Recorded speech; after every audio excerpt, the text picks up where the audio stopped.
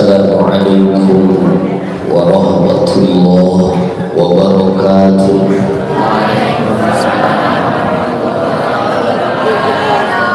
Alhamdulillah, alhamdulillahilladzi hadana li hadza wa ma kunna linahtadiya laula an hadana Allah. Asyhadu an la ilaha illallah wahdahu la syarika lah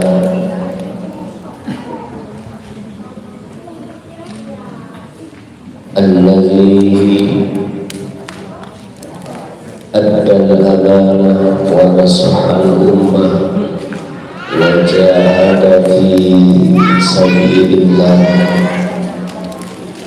haqqa jihadih.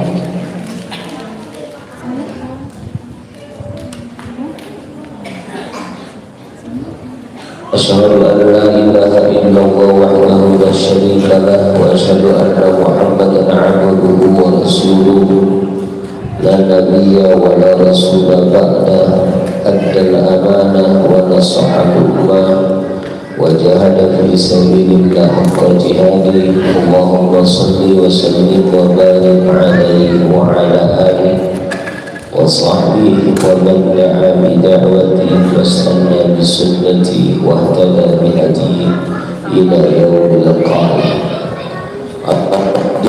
Qala ta'ala wa lam yazal qailan 'alima. A'udzu billahi as-sami'il 'alim minasy syaithanir rajim. Bismillahirrahmanirrahim. Kuntum khayra ummatin ukhrijat lin-nasi ta'muruna bil ma'rufi wa tanhauna 'anil munkar wa tu'minuna billah.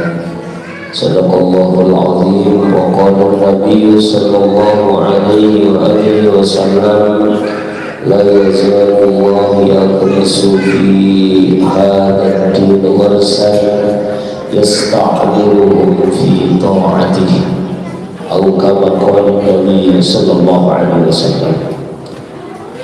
Hadratul kiram, para hadirin wal hadirat, wa bil khusus para hadirin ulama, para ustaz, ustazah, tokoh masyarakat dan wabil khusus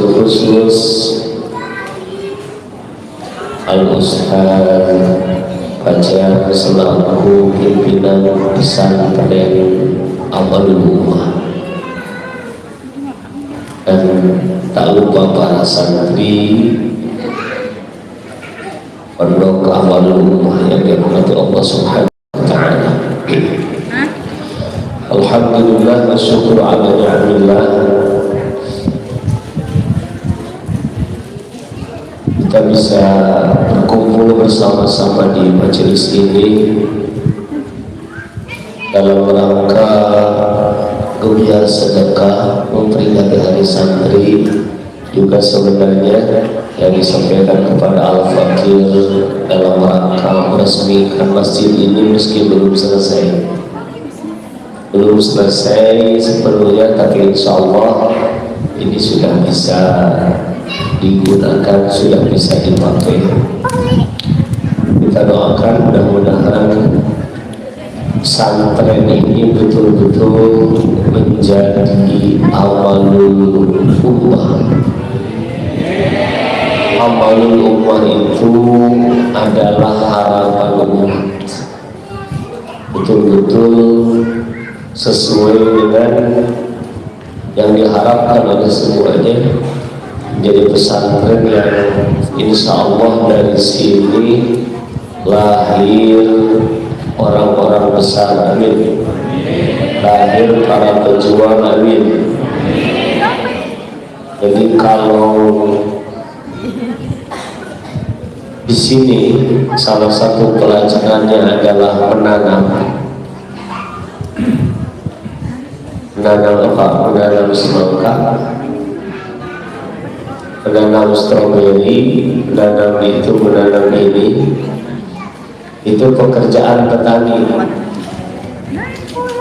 jangan salah, jangan lupa, Allah juga disebutkan oleh Nabi Sallallahu Alaihi Wasallam dalam sebuah hadis yang disebutkan oleh Bakar bin Zul'an ini seorang tabi'in. Dia berkata, sami'tu Aba Inabah al-Khawlani. Aba Inabah ini sahabat. Aku pernah mendengar Abu Inabah al-Khawlani wa kana qad shalla al-qiblataini ma'a Rasulullah sallallahu alaihi wasallam. Abu Inabah al-Khawlani ini pernah sholat kedua kiblat bersama Nabi sallallahu alaihi wasallam. Sebagaimana kita ketahui, umat Islam itu punya dua kiblat. Kiblat pertama adalah Masjidil Aqsa. Kiblat kedua adalah Masjidil Haram. Nabi sallallahu alaihi wasallam ketika berada di Mekah, kiblatnya itu ke Masjidil Aqsa. Ketika di Madinah 16 bulan Nabi kiblatnya ke Masjidil Aqsa. Setelah 6 bulan turun firman Allah Subhanahu wa taala, qad nara taqalluba wajhika fis sama falanuwalliyannaka qiblatan tardaha fawalli wajhaka shatral masjidil haram wa haitsu ma kuntum fawallu wujuhakum shatral. Jadi awalnya Nabi Sallallahu Alaihi Wasallam sholat itu menghadap Palestina yang sekarang lagi ramai, menghadap Masjidil Aqsa. Setelah Nabi Sallallahu Alaihi Wasallam sholat ke Masjidil Aqsa, ketika di Mekah nggak ada masalah. Tapi ketika di Madinah itu banyak komunitas Yahudi. Ada 3 kelompok Yahudi di Madinah, 1 Bani Qainuqa, 2 Bani Nadir, 3 Bani Quraidah. Dalam kota Madinah, ketika mereka melihat Nabi Muhammad Sallallahu Alaihi Wasallam hijrah ke Madinah, berada di Madinah, dan ternyata di Madinah itu semakin hari semakin kuat, mereka tidak senang. Mereka tidak senang dengan kuatnya Nabi, maka kemudian mereka ingin mendiskreditkan Nabi Sallallahu Alaihi Wasallam. Maka mereka menebarkan opini Muhammad kiblatnya sama dengan kiblatnya ke kiblat kami. Jadi Muhammad ikut kami. Itu yang gitu. Maka Nabi Sallallahu Alaihi Wasallam disebutkan oleh Allah, qad nara taqalluba wajhika fis sama. Wahai Muhammad, aku melihat bolak-baliknya wajahmu ke langit. Nabi Muhammad lihat ke langit. Maksudnya apa? Nunggu wahyu. Qad nara taqalluba wajhika fis sama falanuwalliyannaka qiblatan tardaha. Maka kami pasti akan mengarahkan engkau, memalingkan engkau Muhammad ke kiblat yang engkau sukai. Karena Yahudi seperti itu, maka Nabi Muhammad punya keinginan dalam hatinya, aku ingin sholat ini menghadap ke Mekah. Maka keinginan Nabi itu didengar oleh Allah Subhanahu wa taala. Kata Allah, fawalli wajhaka shatral masjidil haram. Mulai sekarang Muhammad, hadapkan, palingkan wajahmu ke arah Masjidil Haram. Dan saat itu sampai sekarang umat Islam kiblatnya Makkah, Masjidil Haram. Itu terjadi 16 bulan Rasulullah SAW berada di Madinah, dan terjadi di masjid yang sekarang masjid itu disebut Masjid Qiblatain di Madinah. Kemudian nanti bisa ke sana semuanya, amin. Ada Masjid Qiblatain, masjid 2 kiblat. Masjid 2 kiblat. Nah, Abu Inabah al-Khawlani dia berkata, sami'tu Rasulullah sallallahu alaihi wasallam. Aku pernah mendengar Rasulullah sallallahu alaihi wasallam bersabda, la yazalullah yagrisu fi hadzal din gharsan. Allah tidak akan berhenti menanam dalam agama ini. Ada tanaman-tanaman yang ditanam oleh Allah. La yazalu, tidak akan berhenti. Yagrisu, la yazalullah, tidak akan berhenti Allah menanam dalam agama ini tanaman Allah, yasta'miluhum fi ta'ati, di mana tanaman itu akan Allah gunakan untuk membangun ketaatan. Siapa tanaman Allah itu? Insya Allah salah satunya santri. Siapa tanaman Allah itu? Orang-orang yang menebar kebaikan. Akan ada orang-orang yang berjuang menebar kebaikan, menegakkan agama Allah, mengajak orang ke jalan Allah Subhanahu wa taala tanpa pamrih. Karena Allah itu mentakdirkan agama Islam itu agama yang terakhir. Agama Islam ini agama yang ditetapkan oleh Allah untuk memimpin dunia, untuk memimpin agama lain, untuk memimpin umat di dunia. Umat di dunia harus dipimpin dengan Islam. Makanya tidak akan berhenti, akan selalu ada orang-orang yang di tengah-tengah umat dia menjadi tanaman Allah, ditanam oleh Allah. Kalau orang Sunda dipelak Gusti Allah. Itu. Saya baca orang mana? Orang Bogor dipelak, orang Bogor ke Gusti Allah di luar minggu. Begitu. Orang Bogor, kenapa orang Bogor tiba-tiba ada di sini? Itu sudah dicatat oleh Allah, ditanam oleh Allah di sini. Al-Fakir orang Sunda, ditanam, dikatakan. Begitulah. Beliau orang Semarang, ngapain orang Semarang di sini? Jawabannya ditanam sama Allah. Begitu. Ditanam oleh Allah Subhanahu wa taala. Ada orang timur ditanam di barat, orang barat ditanam di timur, orang utara di selatan, orang selatan di utara, terus. Makanya Islam ini semakin lama akan semakin kuat. Amin. Pesantren sekarang semakin banyak atau semakin sedikit? Ada pesantren apa tadi? Luar biasa santrinya ini kan istimewa beli-beli itu. Wah, ada pesantren lansia. Dulu ada pesantren lansia. Sekarang ada pesantren lansia. Ada pesantren yang santrinya itu mantan-mantan preman. Luar biasa. Gitu. Namanya pesantren At-Taibin. At-Taibun. Pesantren orang-orang taubat. Oh gitu. Luar biasa. Ada pesantren nenek-nenek, ada pesantren jompo, ada pesantren itu. Pesantren ini berbagai macam pesantren dibangun. Alhamdulillahirabbil alamin. Pesantren tegak. Salah satunya insyaallah amin. Alhamdulillahirabbil alamin. Waktu itu kita kesini, ini masih betul-betul belum ada apa-apa. Alhamdulillahirabbil alamin, sebagaimana tadi disampaikan. Alhamdulillah di sini sudah terbangun masjid, di sana sudah ada asrama. Alhamdulillahirabbil alamin. Ya. Sedikit demi sedikit, insya Allah pesantren ini akan mewujud menjadi sesuatu yang bisa menjadi harapan umat. Amin ya Allah ya Rabbal. Nah, ini harapan umat ini. Insyaallah. Umat mau apa? Apa yang diharapkan oleh umat? Harapan umat. Kita maunya baik-baik ya. Mau menang apa kalah? Mau menang.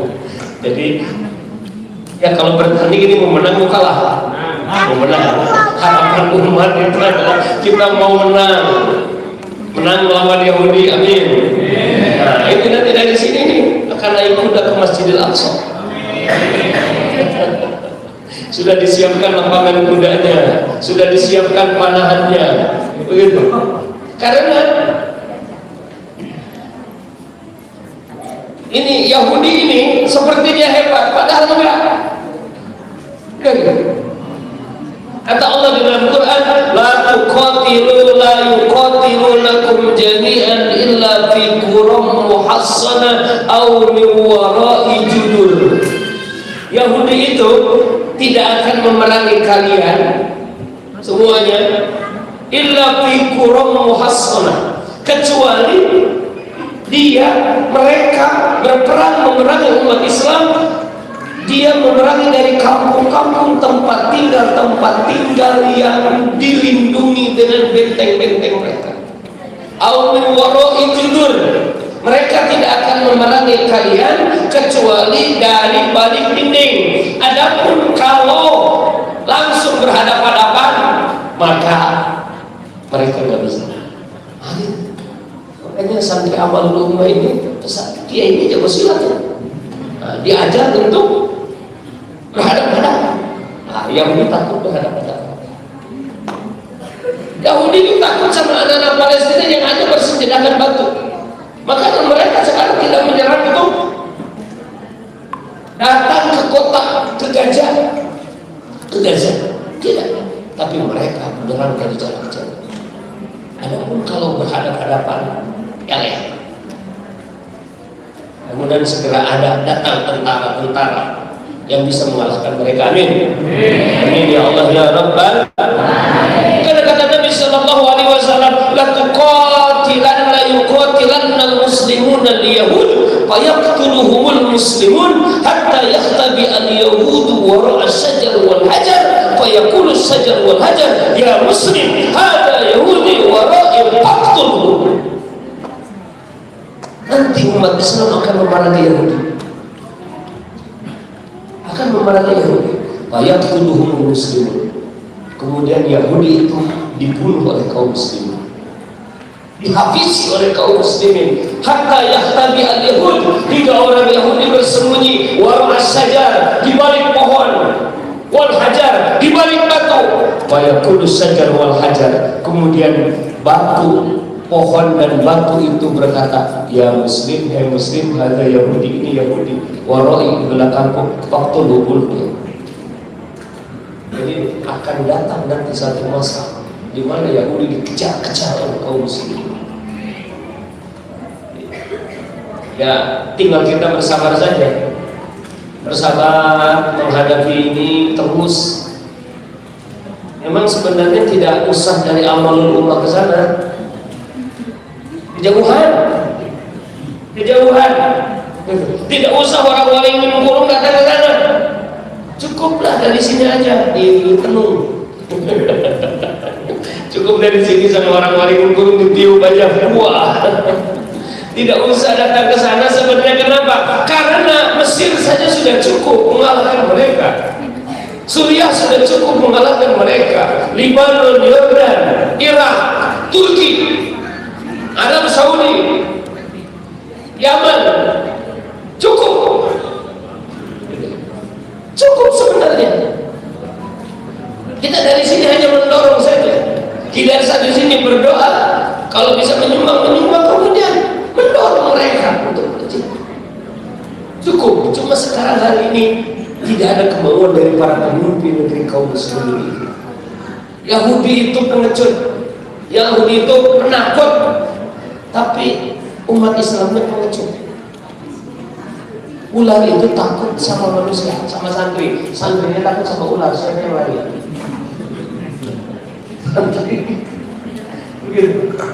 Ular itu takut sama kita ya takut sama ular. Jadi Yahudi itu kata Allah di dalam Quran, sanulqi fi qulubil ladzina kafarur ru'ba bima asraku billah Kami akan menghujamkan rasa takut ke dalam hati orang-orang kafir karena mereka syirik, karena mereka menyekutukan Allah. Aslinya mereka penakut. Aslinya mereka penakut.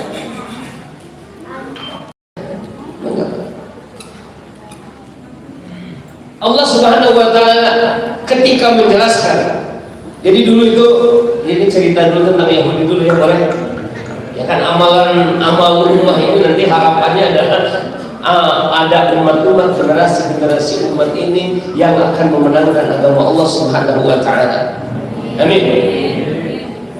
Dari pesantren ini harus lahir orang-orang yang nanti akan bisa memenangkan agama Allah dalam pertarungan pemikiran, pertarungan dalam bidang ekonomi, pertarungan dalam bidang politik, termasuk pertarungan di medan perang. Udah ada bulunya, bulu berkuda. Pertarungan di medan perang harus ada. Umat Islam yang menguasai ekonomi, yang menguasai politik, yang menguasai bidang pendidikan, yang menguasai bidang kesehatan, yang menguasai bidang pertanian, yang menguasai bidang persenjataan, yang menguasai bidang itu, bidang ini, semuanya harus. Karena nanti oleh Allah akan dimenangkan. Jadi Yahudi itu sebenarnya mereka itu sudah dinas oleh Allah. Duribat alaihim dhillatu aina mazukibu wa duribat alaihimul maskan. Mereka itu ada di manapun akan dihinakan, gitu. Mereka akan miskin. Yahudi itu masalahnya hari ini tidak ada yang membuat mereka seperti ini. Yahudi itu kata Allah, ketika dulu Nabi Shallallahu Alaihi Wasallam mengusir Yahudi ratusan Yahudi diusir dari Madinah, Yahudi Bani Nadir, karena mereka berkonspirasi membunuh Nabi Muhammad Shallallahu Alaihi Wasallam.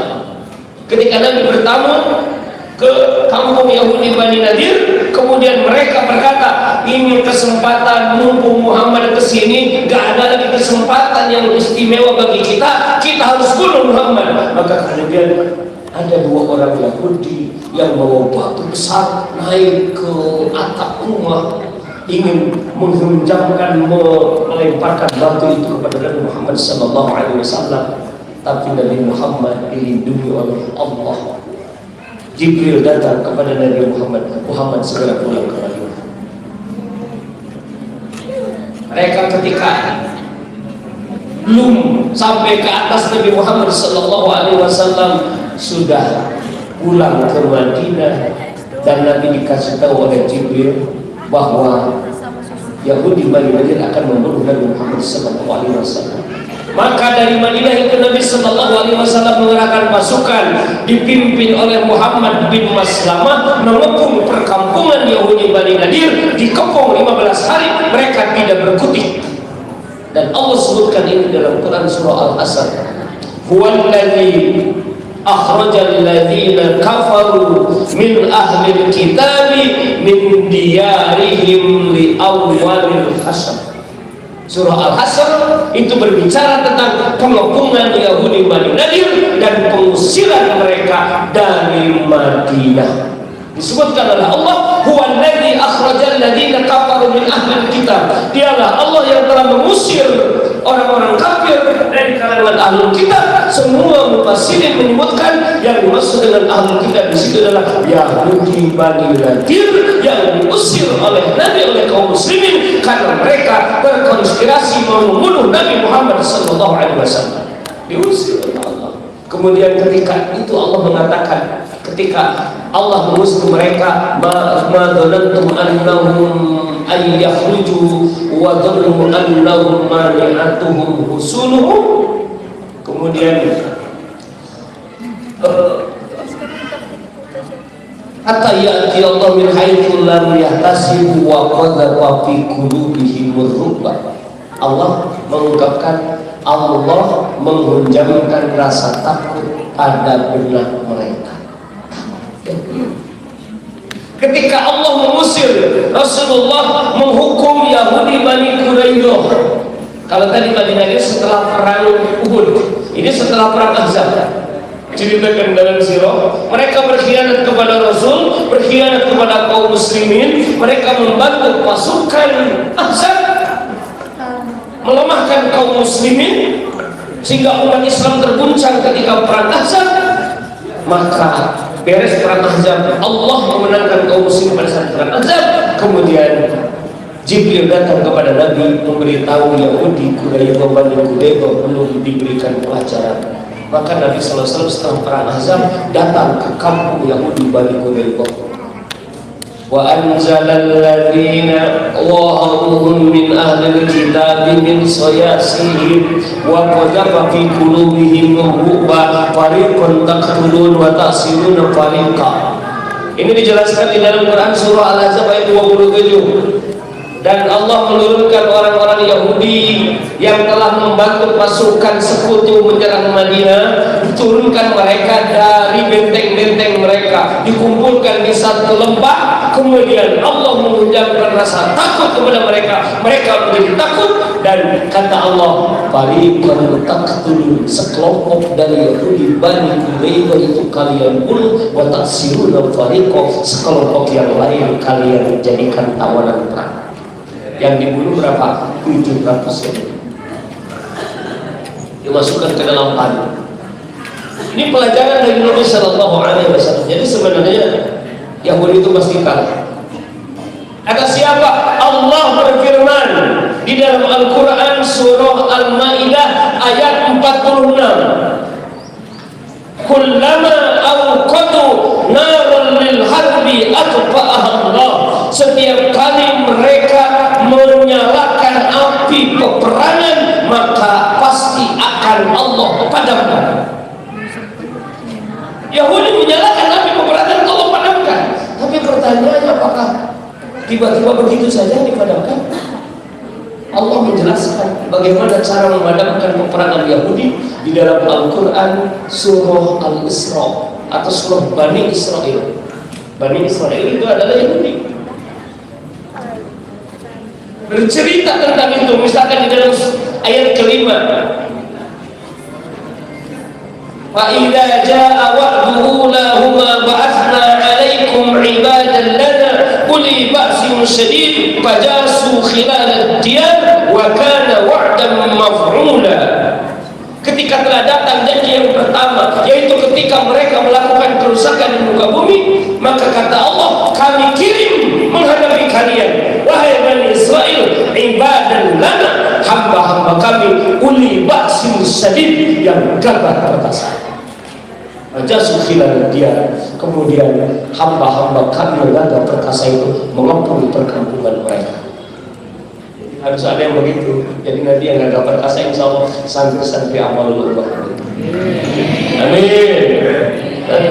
Alhamdulillah. Insya Allah.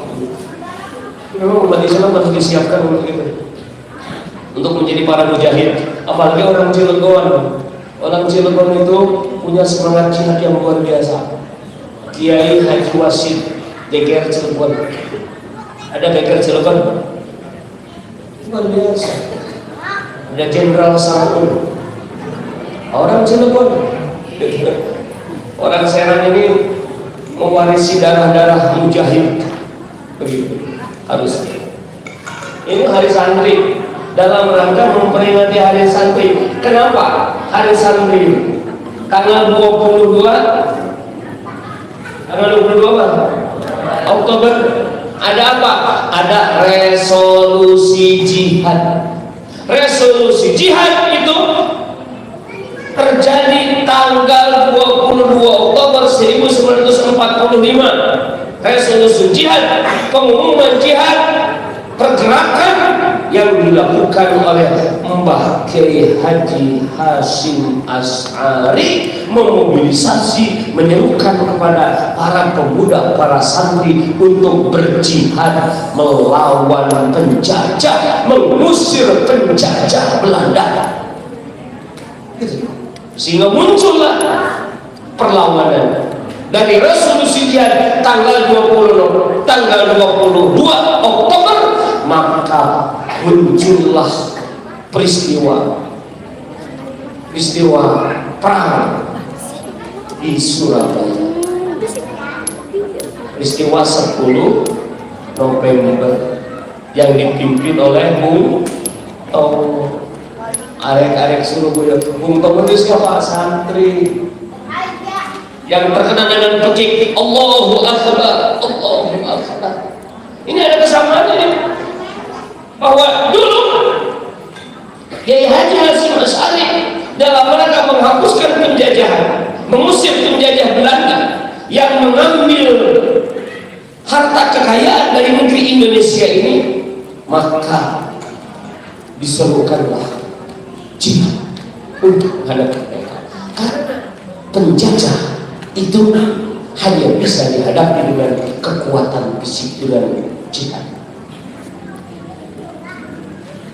Apa yang terjadi sekarang di Palestina? Perampasan, penjajahan, perampasan terhadap harta kaum muslimin, negeri kaum muslimin, tanah Palestina, yang tanah ini sudah diperjuangkan oleh Nabi Sallallahu Alaihi Wasallam. Jadi tanah Palestina milik kaum muslimin itu, ini perjuangannya lama, panjang. Pertama, tahun 7 Hijriah Nabi kirim surat kepada Heraklius, penguasa Romawi yang menguasai Palestina salah satunya, karena Palestina di bawah kekuasaan Romawi. Nabi kirim surat kepada Kaisar Heraklius, min Muhammad ibni Abdullah, salamun ala man tabal huda aslim taslam fa in abaita fa inna alaika ismul alisiyin. Hei Heraklius, ini surat dari Muhammad ila Herakl azimir Rum, kepada Heraklius pembesar Romawi. Salamun ala man tabal huda, keselamatan bagi siapa dan saja yang ikutin petunjuk. Aslim taslam, Islam engkau, maka engkau selamat. Salamun ala man tabal huda, engkau akan selamat. Tapi jika engkau tidak mau, maka dosa penduduk Romawi, dosa rakyatmu ditanggung oleh. Itu ancaman dari Nabi Sallallahu Alaihi Wasallam. Berhenti sampai di situ tidak. Nabi mengirim pasukan. Terjadilah perang yang disebut dengan perang Mu'tah. Perang Mu'tah adalah dalam rangka menaklukkan kekuatan Romawi yang berbatasan dengan Madinah. Berhenti sampai di situ tidak. Tanggal 9 tahun 9 Hijriah Nabi memobilisir pasukan yang lebih banyak lagi, 30.000 pasukan diberangkatkan dari Madinah jalan kaki 800 km. Coba 30.000 jalan kaki 800 km. Ini song of force namanya, song of force. Jadi apa ini? Unjuk kekuatan untuk menggentarkan dunia ini.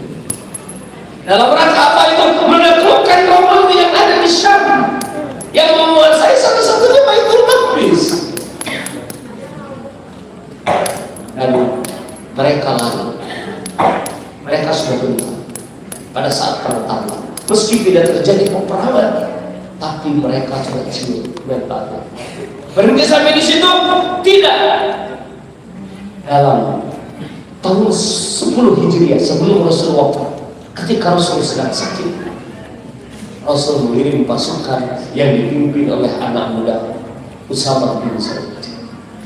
Untuk apa itu?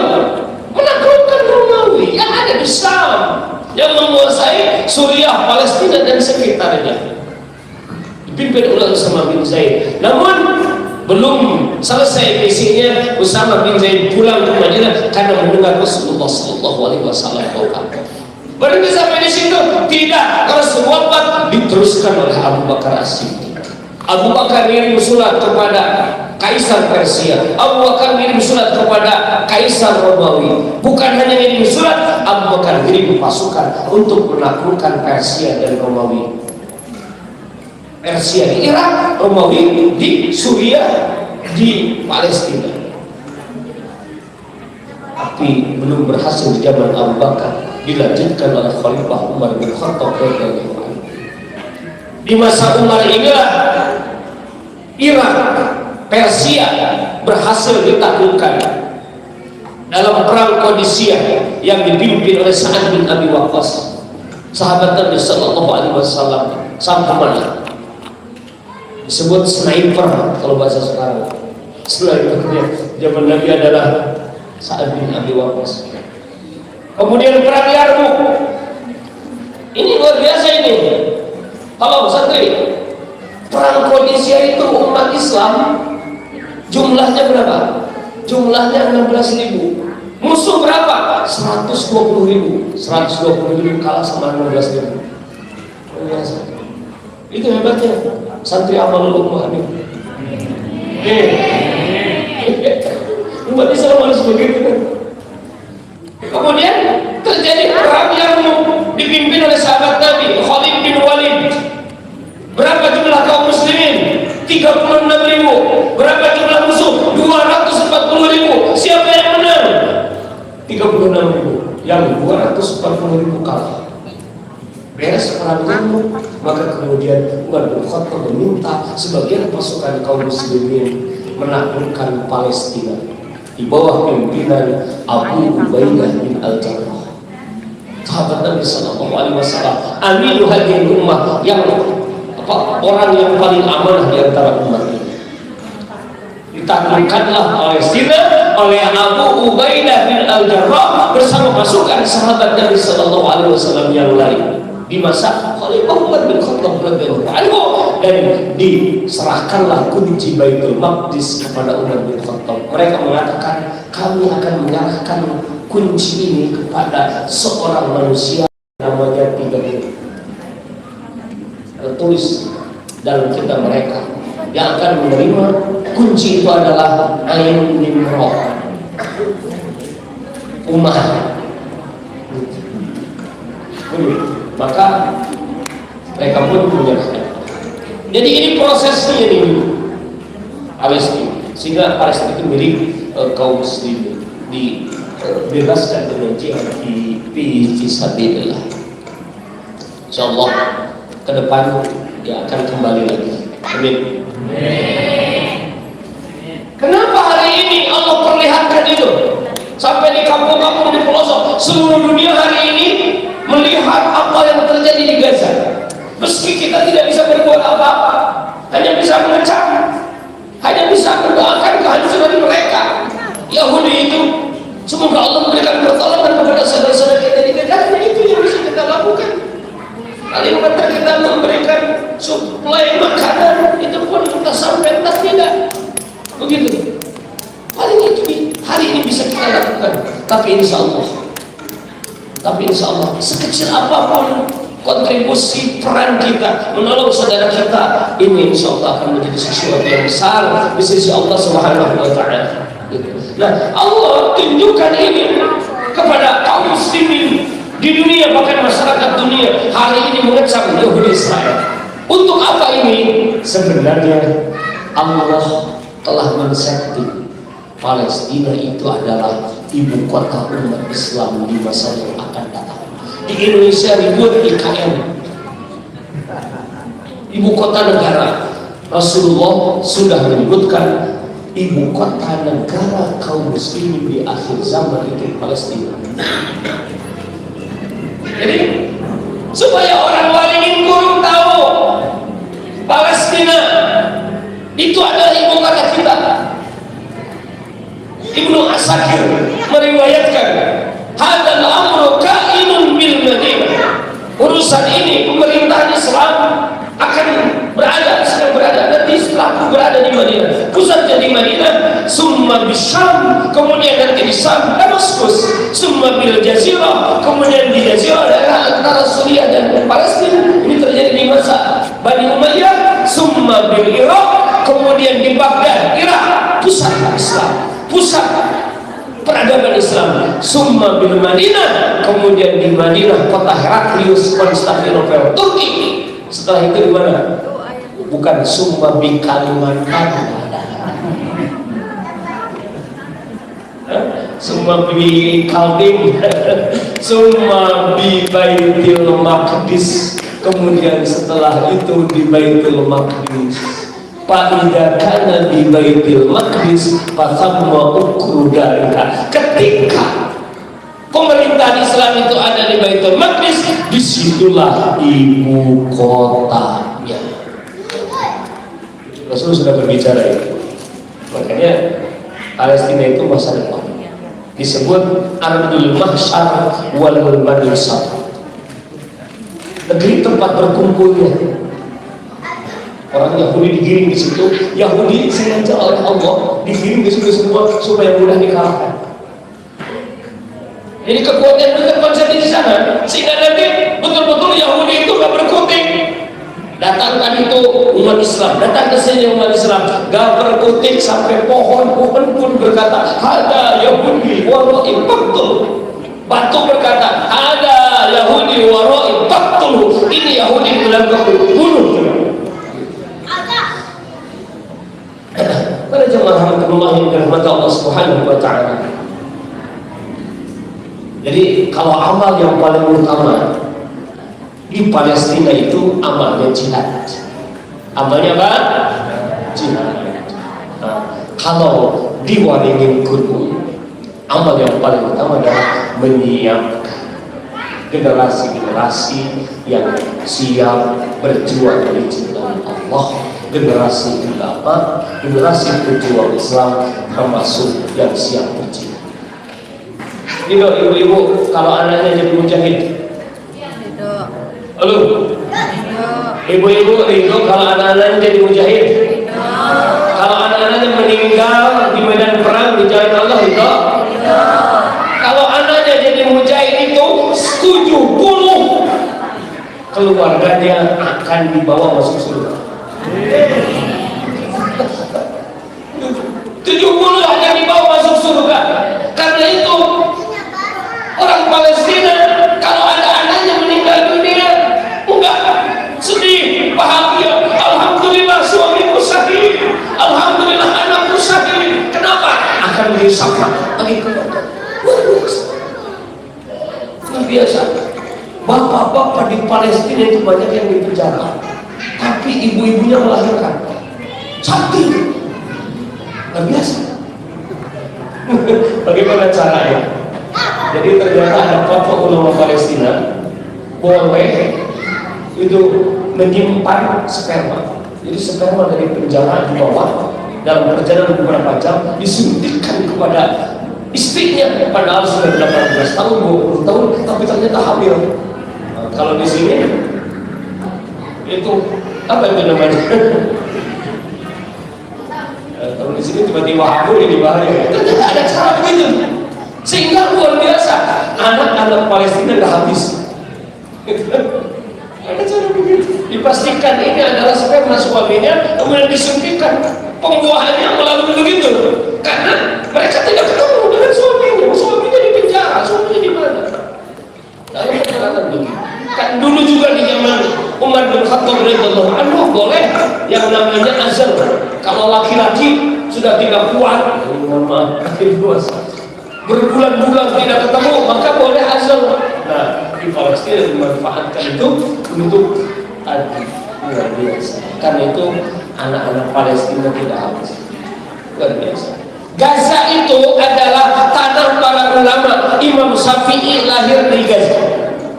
Tanah para ulama. Karena itu di Gaza itu luar biasa. Lahir orang-orang hebat. Lihat anak-anak mereka, pintar-pintar, hebat-hebat. Itulah yang ditakuti oleh Yahudi. Yang ditakuti oleh Yahudi adalah bukan kakek-kakek, tapi anak-anak muda yang hebat, yang kuat. Karena itu target utama serangan-serangan Yahudi Gaza itu adalah menghabisi generasi umat Islam, menghabisi ibu-ibu supaya tidak melahirkan anak, dan menghabisi anak-anak supaya tidak jadi anak-anak yang besar umur dewasa. Itu yang dikhawatirkan. Karena itu bersyukur kepada Allah. Para santri bersyukur jadi santri, bersyukur jadi santri. Ibu-ibu, bapak-bapak bersyukur menyekolahkan anaknya di pondok pesantren. Bersyukur. Di Palestina nggak bisa. Ya, Al-Fakir Beberapa waktu yang lalu kedatangan Syekh dan istrinya dari Palestina. Ketika berkumpul dengan santri kami menangis, nangis. Ketika saya tunjukkan kepada beliau santri tasrifan, santri baca kitab, santri baca nazam, mereka menangis. Kamu gak menemukan suasana seperti ini di Palestina. Kamu tidak menemukan ini, begitu. Nangis. Kamu tidak bisa melihat anak-anak kami seperti ini. Anda beruntung, begitu. Maka ini kesempatan bagi kita. Ya. Di setiap daerah, di setiap negeri itu, ya ada amalan yang berbeda-beda. Hari ini Indonesia bukan negara perang, betul? Bukan negara perang, nggak ada medan perang. Tapi kalau ada nanti medan perang, kita tidak boleh lari. Hari ini yang kita siapkan adalah generasi muda, anak-anak kita melalui pondok-pondok pesantren, sekolah-sekolah ini untuk menjadi insya Allah para ulama, ulama, para pejuang Islam, penerus perjuangan generasi sebelum kita ini. Alhamdulillah. Ada itu bersyukur kepada Allah. Ada amal ummah. Ini salah satu kiprah, ya, kiprah dari salah seorang hamba Allah. Berbiasa. Cara Allah itu unik. Ada orang yang tidak punya duit, ada orang yang punya duit bekerja sama, yang punya duit tidak punya duit. Ketemu, jadilah masjid ini. Gitu. Nah, baca duitnya ada kan? Oh, banyak duitnya dari langit saja. Dipertemukan oleh Allah. Itulah cara Allah Subhanahu wa taala, insyaallah. Ya. Saya sering sampaikan kepada beliau. Ini untuk semuanya. Makana lillah yanmu wa makana li ghairillah yanhalim. Ini makalah Profesor Dr. Amin Rais. Makana lillah yanmu, sesuatu yang dibangun karena Allah pasti berkembang. Wa makana li ghairillah yanhalim, sesuatu bukan karena Allah pasti hancur. Kalau amal ummah ini dibangun lillah karena Allah, insya Allah berkembang. Maka lillah la yanqati, sesuatu yang dibangun karena Allah tidak akan terputus. Yang dibangun karena Allah akan terus, tidak akan terputus, akan berkembang. Insya Allah. Kalau itu mudah-mudahan kita doakan sepanjang Sapara Kancah dengan para guru, para pengelola di sini diberikan kekuatan yang paling hebat untuk ikhlas. Karena ini adalah kekuatan tanpa tanding. Ya. Kalau ikhlas lillah karena Allah, insya Allah berkembang dan akan betul-betul sesuai dengan apa namanya amal ummah. Betul-betul ini adalah pondok harapan. Pondok harapan yang memenuhi keinginan umat. Umat ingin anak-anaknya soleh, ingin anak-anaknya menjadi penerus, ingin anak-anaknya menjadi syafaat pembela mereka di hadapan Allah Subhanahu wa taala. Alhamdulillah. Makanya yang seperti ini wajib didukung apa wajib didukung? Wajib didukung. Wajib didukung oleh kita. Sekemampuan kita. Gitu. Tadi yang sedekahnya masih sedikit, nanti ditambah lagi. Amin. Insya Allah. Jangan ragu, jangan ragu. Salah satu niatkan kita bersedekah untuk santri, kita menyediakan fasilitas untuk santri, fasilitas masjid, fasilitas ibadah, fasilitas untuk belajar, fasilitas tanah untuk bermain dan yang lain-lainnya. Ini adalah menjalankan wasiat Nabi Muhammad SAW. Kata Nabi, sayati zamanun yatlubunal ilma, akan datang satu masa di mana orang-orang mencari ilmu. Fa'idha ra'aitumuhum, jika kalian melihat mereka orang-orang yang menuntut ilmu, maka kata Nabi, faqulu lahum, katakan kepada mereka, marhaban bi wasiyati Rasulillah, selamat datang wahai wasiat Rasulullah. Para santri adalah wasiat Rasulullah. Maksudnya apa? Marhaban itu selamat datang, Anda singgah di sini, di tempat yang luas, di tempat yang nyaman, di tempat yang luas leluasa untukmu. Sediakanlah tempat yang nyaman, tempat yang leluasa untuk para penuntut ilmu. Maka insya Allah itu melanjutkan, melaksanakan wasiat Rasulullah Sallallahu Alaihi Wasallam. Rasul bahagia jika ada yang seperti ini. Rasul bahagia jika ada agnia-agnia umat yang memberikan fasilitas-fasilitas kepada kebaikan. Kita bisa jadi tidak langsung mendidik anak kita, tapi dengan harta kita yang dikirimkan ke pondok pesantren, insya Allah ini akan mengalir terus. Jadi luar biasa. Kalau di sini ini cukup berapa orang ya? Ibadah. Cukup berapa orang ya masjid itu? Kayaknya cukup 200, cukup 300. Apa? 200. Kalau di sini nanti santri ini 200 di masjid ini, oh luar biasa. Yang nyumbang masjid ini setiap waktu 200 orang berjamaah di sini. Yang namanya saat itu berjamaahnya terus mengerbus. Beda dengan di masyarakat, kadang 5 orang, kadang 2 orang, dan begitu. Tapi kalau di santri itu luar biasa. Jadi makanya nyumbang, bangun masjid untuk pondok pesantren, oh pahalanya besar, pahalanya besar. Nanti ini digunakan untuk belajar, akan terus ngalir kepada orang yang nyumbang itu. Digunakan untuk itu, untuk ini. Oh luar biasa. Di sini bukan hanya ngaji, di sini bukan hanya sholat, di sini ada ngaji, ada itu, ada ini. Semuanya akan mengalir untuk kita semua. Satu, niatkan kita berderma, bersedekah. Itu adalah dalam rangka menunaikan perintah Nabi Sallallahu Alaihi Wasallam. Kita harus menyambut dengan tangan yang terbuka, menyediakan tempat yang lapang, yang nyaman untuk para santri. Marhaban bi wasiyati Rasulullah, selamat datang wasiat Rasulullah. Yang kedua, bersedekah, membiayai santri, membiayai makannya, membiayai tempat tinggalnya, dan yang lain-lainnya. Insya Allah itu adalah salah satu pintu pembuka rezeki. Apa? Membiayai santri adalah pintu pembuka rezeki. Apa dalilnya?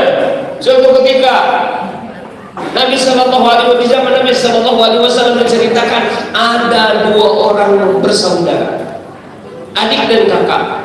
Si adik kerjaannya ngaji, bahasa sekarang santri, ngaji terus bersama dengan Rasulullah di Madinah.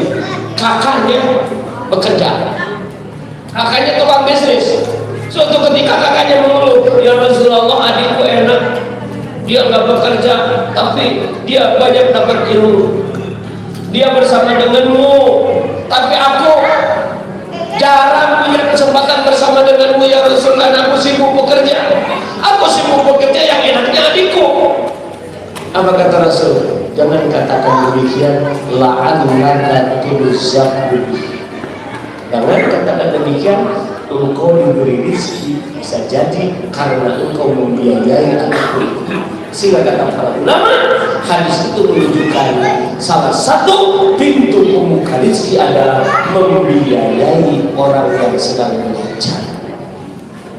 Insya Allah, mudah-mudahan yang sudah diberikan, yang sedang dan akan, insya Allah ini menjadi amal kebaikan bagi kita dalam rangka kita menemukan kebaikan.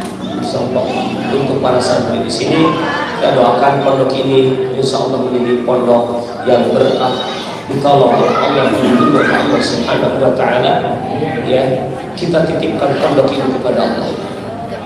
Oh, usah kecil hati Ustaz Fajar, kita punya Allah. Segala sesuatu yang dititipkan kita kepada Allah, Allah pasti akan jaga. Ibu-ibu, bapak-bapak, tidak usah khawatir menitipkan anaknya di pondok. Menitipkannya jangan hanya kepada pimpinan pondok, tapi yang paling hebat, titipkan anak kita kepada Allah. Ini menitip ini penting. Karena hadis Nabi sallallahu alaihi wasallam menyatakan, innallaha idza studi'a syai'an hafidahu. Allah jika dititipi sesuatu, Allah pasti akan jaga. Titipkan sesuatu kepada Allah pasti dijaga. Kalau kepada manusia bisa dijaga, bisa tidak, tergantung. Tapi kalau kita titipkan kepada Allah, pasti ya Allah, aku titipkan suamiku kepadamu supaya matanya tidak jelalatan, dijaga sama Allah. Begitu, Bu. Halo. Kalau suaminya ganteng, diikut titipkan aja sama Allah. Ya Allah, aku titipkan istriku kepadamu. Ya Allah, hamba titipkan anakku kepadamu. Kalau dititipkan pasti dijaga. Ini ada kisah luar biasa dalam Quran, surah kedua namanya surah Al-Baqarah. Al-Baqarah itu apa? Sapi betina. Cerita Al-Baqarah adalah terkait dengan titik-titik. Apa? Titik. Diceritakan ada seorang bapak punya anak satu-satunya. Orang bapak punya anak satunya. Dia ingin meninggalkan sesuatu yang berarti untuk anaknya. Cuma dia tidak punya harta. Harta milik dia satu-satunya adalah sapi betina. Setiap hari sapi betina dia urus, kemudian sambil urus itu dia berdoa, Allahumma inni astaudiuka hadhil baqarata li waladi anta. Ya Allah, aku titipkan kepadamu sapi betina ini untuk anakku yang ini. Ya Allah, aku titipkan sapi betina untuk anakku. Ya Allah, aku titipkan sapi ini untuk anakku. Luar biasa. Cerita singkatnya si bapak yang meninggal. Maka sapi itu pun karena sudah diwasiatkan diurus oleh anak. Asalnya kecil sapi, besar tumbuh menjadi sapi yang luar biasa, tumbuh menjadi sapi yang kekal, tumbuh menjadi sapi yang indah, warnanya kuning kemas-emasan. Sapi itu disayang, dinana, dinenek, disayang, gak pernah digunakan membajak sawah. Pokoknya sapi itu dipelihara dengan baik oleh si anak. Tentu ketika terjadi kasus pembunuhan zaman Nabi Musa alaihissalam, Bani Israel dikagetkan ada peristiwa pembunuhan. Ada seorang kaya raya konglomerat dibunuh. Orang-orang tidak tahu yang membunuhnya. Pada Nabi Musa, tanyakan kepada Allah, engkau adalah kalimullah, engkau bisa berdialog langsung dengan Allah. Tanyakan kepada Allah, siapa gerangan yang membunuh sapi betina, yang membunuh konglomerat ini. Apa kata Nabi Musa setelah berkomunikasi dengan Allah? Nabi Musa berkata kepada mereka, innallaha ya'murukum an tazbahu baqarah. Allah memerintahkan kalian membeli sapi betina. Yang bukan sepertinya nggak nyambung. Jawaban dari Allah, kalian ingin tahu siapa yang membunuh itu, sembelih sapi betina. Tapi seperti apa Musa? Pokoknya sembelih sapi betina. Tidak, masih sama. Maka kemudian Nabi Musa bertanya kepada Allah, disampaikan kepada mereka, qala innahu yaqulu innaha baqaratun la falidun wa la bikrun awanun baina dzalika faf'alu ma tu'marun. Bani Israel, Allah menyatakan sapi yang harus kalian sembelih adalah sapi tidak tua tidak muda, pertengahan antara tua dan muda. Lakukan yang diperintahkan, jangan banyak tanya. Apa kata Bani Israel? Wahai Musa, kami belum jelas warnanya seperti apa. Maka kemudian turunlah firman Allah, qala innaha baqaratun safra faqi'un launha tasrul nazirin. Sapi betina yang harus kalian sembelih tidak tua tidak muda, pertengahan antara tua dan muda, warnanya kuning kemas-kemasan, akan membuat gembira orang yang melihatnya. Siapa saja yang melihat sapi itu, dia gembira sekali. Sudah cukup? Belum. Musa masih belum terus. Jelaskan lagi sifat yang lain. Turunlah dari firman Allah. Allah menyampaikan sapi yang harus sembelih itu adalah selain tidak tua tidak muda, warnanya kuning kemas-kemasan, sapi itu adalah la yalulu tusidul ardo wala taskil hansa musallamatun la syiyata fiha. Sapi itu tidak pernah dipakai bekerja, tidak pernah membajak tanah, mulus, tidak ada penyakitnya.